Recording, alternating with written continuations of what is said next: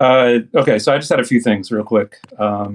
So on verse 1, I wanted to point out that the third day, I was wondering if there was significance with there, like, resurrection or something like that. And Noel kind of hit on that as well. Um, Someone saying anything? No? Okay. Um, and I think there is significance with the first miracle being water to wine, like you guys were saying. Could it be symbolically talking about the marriage supper of the Lamb? And I wanted to do a cross reference as well, and it's in Jeremiah 31. Everybody knows, that chapter. That's the New Covenant chapter. 31:12. They will come and shout for joy on the height of Zion, and they will be radiant over the bounty of the Lord, over the grain, the new wine, and the oil, and over the young of the flock and the herd. And their life will be like a watered garden, and they will never languish again.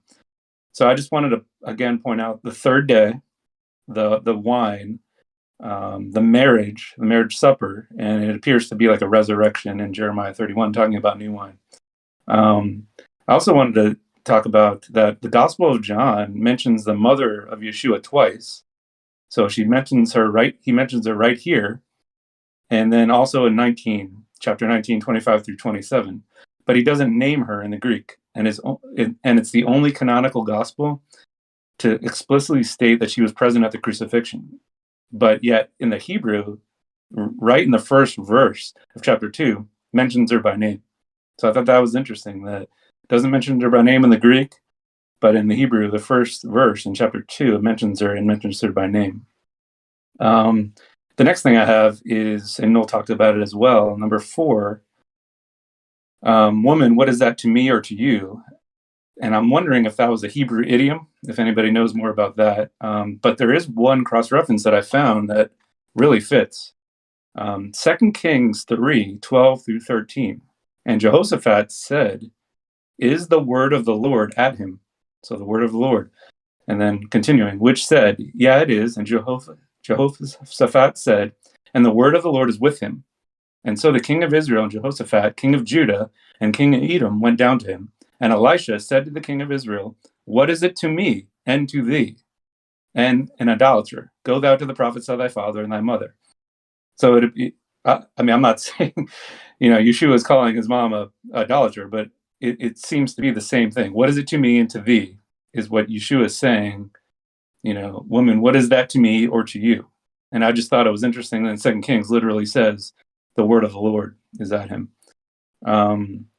The next thing, number 5. So the mother of Yeshua said to the attendants, you must do everything he tells you. And I was looking for another parallel, and this one's really, really cool. So everybody knows that Joseph is a prototype of Yeshua. Genesis 41:55. So when all the land of Egypt suffered famine, the people cried out to Pharaoh for bread. And Pharaoh said to all the Egyptians, go to Joseph, and whatever he says to you, you shall do. So I thought that was interesting, that Yeshua you go to him for bread. The mother said that exact phrase, you must do everything he tells you. And the Pharaoh said that to the Egyptians, go to Joseph, whatever he says to you, you shall do. I thought that was awesome, that was just another prototype from Joseph to Yeshua. And finally, Noel spoke about it, where they did mention in number 8 and 9 that they took out the feminine, the her. It states it's a she. So in my opinion, this is just another example where the Greek is diminishing women, like the set-apart spirit. And so if a leader of ceremonies is a woman, I guess I'm equating it to somewhat like a wedding planner today, and that's mostly women. So I just, again, wanted to point out, like Noel said, the difference between the Hebrew and the Greek, where it took out the feminine aspect. That's all I got for the first part.